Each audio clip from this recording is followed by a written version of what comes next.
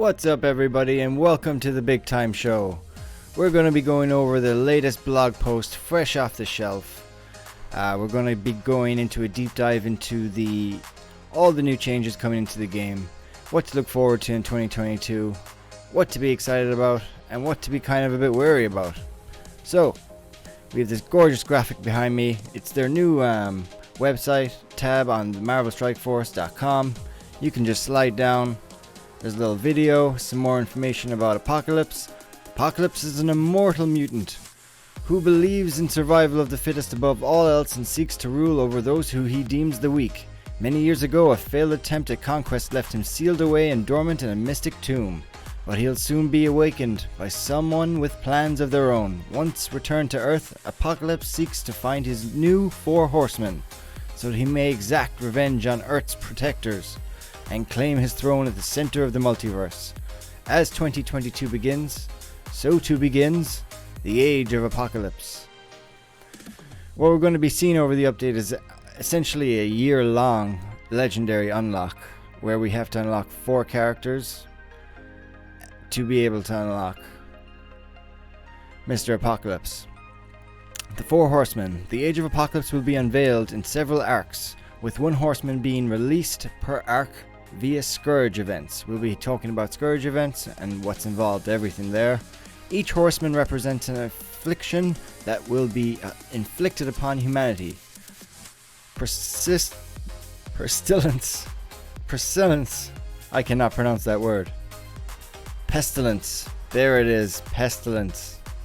Famine, war, and death. That sounds horrible. The horsemen will command their own powerful team that'll specialize in dominating a specific game mode. Oh, very interesting. We're getting 2 new game modes. So we're looking at maybe War, the new game mode Cosmic Crucible, and the new one Scourge. War, those 2, and maybe Arena. Who knows? We have a quick look into some pictures here of what the new game mode Scourge will look like. It's a dark dimension type of run through with the map. You're going to have some really strong characters, but you will get to choose a difficulty that will work for your roster. You get your highest score, and you get rated on that, and you get put on the leaderboard relative to your highest score. Scourge Event. Scourge Events is a new game mode arriving in Marvel Strike Force and will be the only way to unlock character shards for each of the 4 horsemen. So there will be 4 Scourge Events. Upon entering Scourge Events, you will be able to adjust the difficulty of the run by afflicting your team with Scourges. Scourges is basically a handicap for your team, and the more handicaps you have, the more points you get. Basically, the higher the difficulty, the higher the reward. Scourge events will only be available to complete from time to time, so be sure to face the Scourge events when they appear in game. Limited time event, similar to any other events they throw. Alright, so that's the new tab on the Marvel Strike Force website. Let's jump over to the actual blog post, the 2022 preview, Age of Apocalypse. Just going to have a quick look here. It has a teaser for some of the horsemen. We'll be touching on that later. We've got some Magneto, Ghost Spider, Storm. We've got Doctor Strange here. Gamora, and then we have some cards here suggesting Gambit's coming. Very exciting stuff. Welcome to 2022. The Marvel Strike Force development team is excited to share a number of announcements about upcoming content and features scheduled for this year. The dev team is focused on creating new experiences that will delight and surprise players like never before. Please note that many of these details are below or subject to change, as pivots are necessary during the development process. Let's dive into 2022. Age of Apocalypse. En Sabah Nur is known by many names, but you probably known him as the infamous supervillain Apocalypse. Players will embark on an epic journey to find, confront, and eventually unlock Apocalypse. Eventually is the word here to look out for. But of course, to even have hope of finding Apocalypse, you must first discover and recruit the 4 legendary horsemen. For such an epic quest, the dev team has reimagined how these legendary characters will be unlocked with a fresh, new experience befitting their fabled stature. New event mode. In order to unlock these legendary horsemen, players will need to engage in all the new game modes, basically, Scourge Events. Players will embark on a challenge to clear 10 sequential connected nodes called a run, similar to Dark Dimension, but with some unique twists. Please note that the details in these images are subject to change, so you will be able to change the difficulty of the characters depending on where you are in the game. Like it says here, you can customize the challenges, and then you can add in a range of characters, while higher difficulties will narrow the character traits that can be used. For the first Scourge event, players are engaging in the highest difficulties. We need Web Warriors and Dark Hunters. To battle in certain nodes of those higher levels, we will announce the full details of all 10 node requirements, including the name and kit of the first horseman in the coming weeks. So there's a lot of new value now in the new characters that are about to be released. Dr. Voodoo and Morbius. Because of this game mode, their value just went through the roof. Feel like Web Warriors, everyone will have them unlocked and ready to go, but to get to the higher difficulties and get through it, you're gonna need 2 teams, is what I'm guessing. The twist, there's always a twist, that players can also activate a variety of effects called Scourges that will either bolster enemy teams or cause detrimental effects to your teams. Players can toggle on any number of Scourges, mix and match to activate a run. The more difficult the Scourge completed, the more points will be earned. Here's an example of some Scourges you can add to your team or against your team. Enemies getting 10% health. When a player gains stealth, they also gain taunt. Scourge events will be active for 10 days on their initial introduction, then 5 days for each subsequent time it repeats. In the time Scourge events are active, players can make unlimited attempts to try to achieve their best single run with the highest difficulty level and greatest point value Scourges active, thus earning the most points to get the highest on the leaderboard, basically. The milestones are going to be split between leaderboards, and the shards are going to be split between milestones and leaderboard. To get the new horseman, Pestilence. See, we got it this time. So that might be the first one, who knows.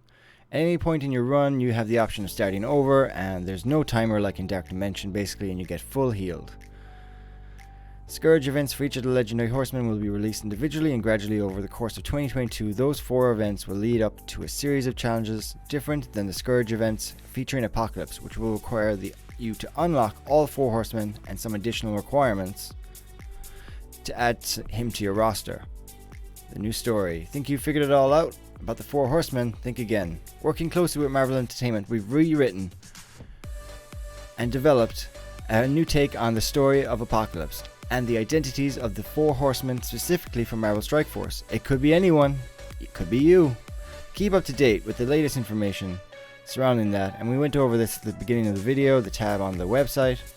They're just basically saying here they're going to be still working towards integrating an API, which means you can upload all your game data into our website to make it more manageable for you and your alliance. New PvP mode. This is an exciting game mode. It's called Cosmic Crucible, and they're going to be doing a playtest very soon, and we'll be getting more feedback on it. This is the new arena they designed for it. It's supposed to be interactive with the battle as it goes on.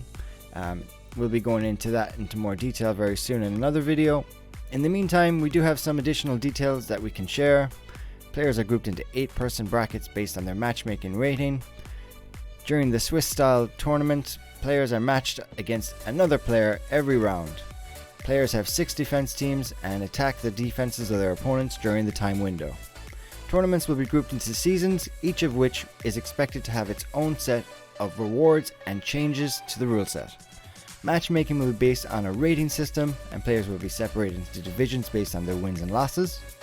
Players win rounds by defeating more rooms than their opponent, so it's a race to defeat as many rooms as you can. Players earn victory points by defeating enemy teams, which are used to determine the winner in the case of a tie. Players earn victory points by defeating enemy teams. So the more victory points you get per, I'm guessing the more you punch up, the more points you get. If a tie in victory points, the player that initiated the fewest number of attacks wins. So it's the fewest number of attacks. So the more punch-ups you do, the more points, I believe. If a tie in the number of wins, the player with the highest TCP of teams used wins. Seasons will have global rules that grant certain bonuses to all rooms. Seasons will have global rules. So there'll be a rule for each season. And that'll change, which will make it very interesting. There will also be room rules that grant specific bonuses or apply restrictions to combat in a certain room, similar to war. There will be a limited number of times a player can attack one room. There will not be unlimited attempts. So yeah, everything's limited. Rewards will be granted based on your division. The higher your division placement, the better the rewards you will earn. Most details regarding the content of rewards have not been yet established. It'll be including gear that you need, basically. The team is working hard to get this brand new mode into players' hands as soon as possible. After the mode goes live, we plan on making further improvements and look forward to hearing your feedback. Please keep in mind that this info is subject to change. We're going to be getting 3 new costumes. We have Mr. Moon Knight here, all white in his suit. Storm, old school Storm, kind of reminds me of X-Men Evolution a little bit. And then we have Black Bolt, looks like he's from the Middle Ages.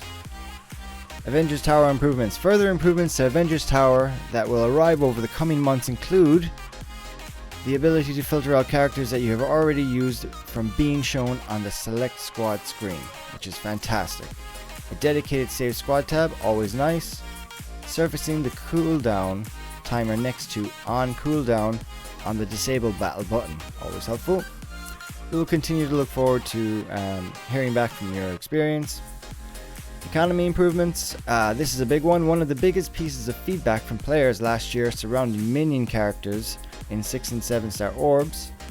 As these orbs are highly valuable, the feedback from most players is that they would prefer to not have minions as drops there. So in the near future, yet to be determined, we'll be removing all minions from the Elite 7 and 6 star orbs. Additionally, they'll be adding slots to the Elite supplies, so we'll have more chance to get the character we're looking for. With the conquest of Dark Dimension 5, we want more players to be able to make it through the orange gear tiers and into teal gear.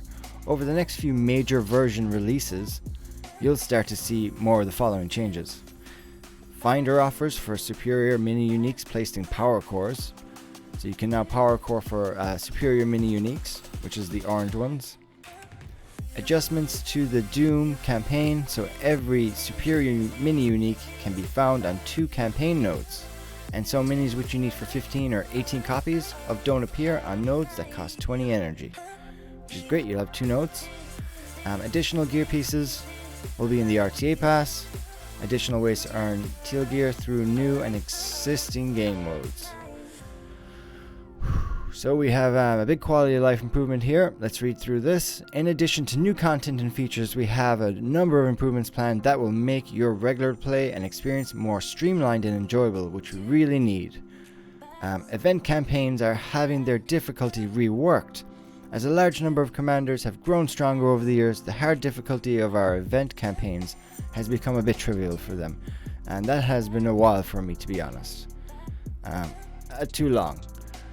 You pass it once and then it's auto for the rest of every other time. We want to ensure that our events continue to be fun and engaging and experiencing for all levels of players. To do that, we're considering the current medium and easy into one new easy difficulty and moving the hard mode to take medium place. A new, more challenging difficulty curve with new rewards will now be at the top above the current hard. If your team isn't quite ready to tackle the new challenge, there's no need to worry, as the rewards for hard aren't changing as part of this rework. If you complete these new missions, you'll still earn the first time rewards for the hard missions. So there's no need to play both. We'll have more details on this new top end difficulty and the related rewards soon. So they're calling it top end difficulty. I think they want to change that name. Quick Alliance. Option active at level 50 to allow you to reach the Alliance management and Alliance donation screens without having to load to the helicarrier screen first. So they're basically adding this to newer players because it's already available, I believe. Advanced option to hide save squads that do not contain characters that can be used in the event or mission you're selecting a squad for. Yeah, that's a really nice one. You don't want to be looking at characters you can't choose. Auto battle will toggle on if raid battles are left idle for a significant fraction of a minute. This feature can be disabled. That's lovely to have. That happens to everybody. Updated the rewards for achievements linked to login X days and extended these improved login achievements into the future. Updated the rewards for achievements linked to login, okay, and extended these improved login achievements into the future. So they're basically just extending the days that you get your achievements from logging in so many days. Hopefully they'll update those to be more relevant instead of Hulk shards and maybe 25 cores or something. Expand the ability to equip all gear to lower level players. That's super easy, should be doing that already. Filter the roster by non-minion. Summary. There are even more exciting features and content coming in 2022, especially around the 4-year anniversary of Marvel Strike Force in March and April. We'll continue to give you updates in the week, Friday, blog posts as the release dates for new content and features draws near. On behalf of the entire Boundless Entertainment Studio, thank you for playing with us, and we look forward to sharing an incredible year with you. And we also have another video here down at the bottom. Gives you more information about the Scourge and Cosmic Crucible, which we'll be making another video about, because there's a ton to dive into there about 2 brand new game modes. So much to talk about. Weekly events, we'll just run through this quickly. We're going to have 2 times Winter Soldier and Secret Avenger Shards. That starts today at server reset. Not right now, but today. We have our Omega Red event in 2 days. Dark Dimension 5 Pole Winner, that's going to be going live as well in 2 days. That's going to be Blitz for either Emma or Sharon Carter. The Facebook event, Facebook post is out there. If you want to make a vote, you can. Wakanda Nation, we're getting Chaos Theory. Self-declared Blitz, Kate Bishop again is going to be Blitz character, and that'll guarantee the unlock for mid-game players who aren't able to compete with the end-game players. Through milestones, you will unlock her at a 45 shard unlock. Chaos Theory Flash event again. Lots of Chaos Theory. Whoa, that was a huge blog post, a huge look into the future of Marvel Strike Force. Lots to be excited about. 2 brand new game modes. A huge legendary team of characters that are going to be available over the next few years. So we do want to mention that we do a daily news where we go over anything that's happening in the game. If you want to check that out, hit subscribe. We're going to be also doing a deep dive into 2 new game modes, so that'll be coming out very soon. So stick around if you can. Thanks so much for watching. I'm Big Time, and if you like what you saw, share and jump in the air. Alright. Thank you.